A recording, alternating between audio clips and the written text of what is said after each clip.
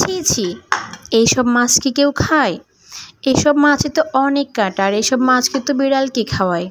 হ্যাঁ, আপনি ঠিকই শুনছেন, এইসব মাছ তো বিড়ালকে খাওয়ায়, আমরা তো বিড়ালকে কিনে নিয়ে এসে খাওয়াই।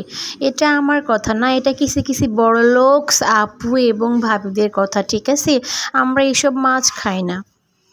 হরে বোন, তোরা খাবি না? তোরা তো বড়লোক, তাই না? আমরা তো গরিব। হ্যালো এভরিওয়ান, আসসালামু আলাইকুম। চলে আসলাম ছোট্ট আরেকটা ভিডিও নিয়ে। আজকে দুপুরে কী দিয়ে খাবার খেয়েছি সেটা শেয়ার করব আপনাদের সবার সাথে। আমরা খুব সাধারণ পরিবারের সাধারণ মানুষ। আমরা সবসময় সাধারণ খাবারই খাই। এই খাবারগুলো আমাদের কাছে অনেক বেশি মজাদার, ঠিক আছে? আর যে এই খাবারগুলো খায় সেই আসলে বুঝতে পারবে এই খাবারগুলোর আসলে কী স্বাদ। এত স্বাদ বলে বোঝাতে পারবো না। আমি এখন কথা বলছি, আমার মন চাচ্ছে আমি আবারও খেয়ে ফেলি। যেই মাছের যত কাঁটা সেই মাছ নাকি খেতে তত বেশি স্বাদ। জানি না কথাটা কতটা সত্যি, তবে এই মাছটা এইরকম মচমচে করে ভেজে খেতে এত টেস্ট, সত্যি বলছি একবার ট্রাই করে দেখতে পারেন, অসাধারণ টেস্ট। তার সাথে আমি অনেকগুলো কাঁচামরিচ দিয়েছি, অনেকগুলো পেঁয়াজ, সাথে দিয়েছি ধনেপাতা, লবণ, সাথে একটু আস্ত জিরেও ফোড়ন হিসেবে দিয়েছিলাম মাছ ভাজাটার সাথে। এত মজা লাগছিল খেতে, একদম মুচমুচে।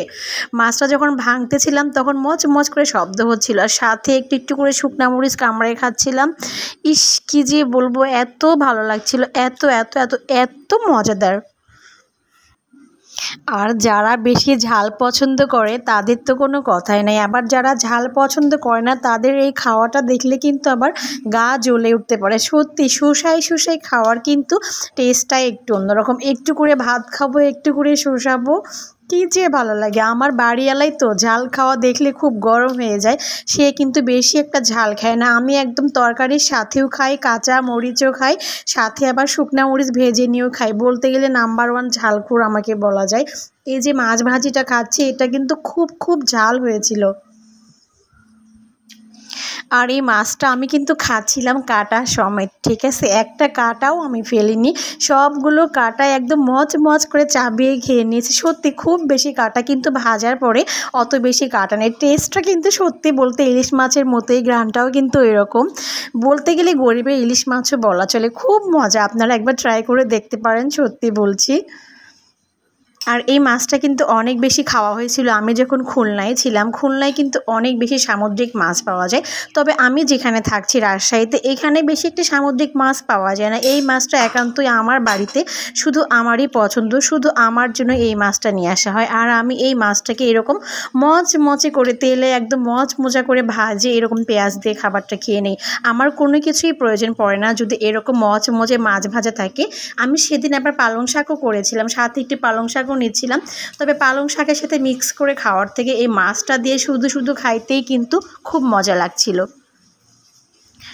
মানুষের খাওয়া দেখলে নাকি মানুষের রুচি বাড়ে, জানি না কতটা সত্য, তবে আমি এই কথাটা বলতে পারি যারা অনেক বেশি ঝাল খেতে পছন্দ করে তারা কিন্তু এরকম ঝাল খাওয়া দেখলে তারও কিন্তু মন চাইবে সে একটু ঝাল দিয়ে যদি খাইতে পারতো, তাই না?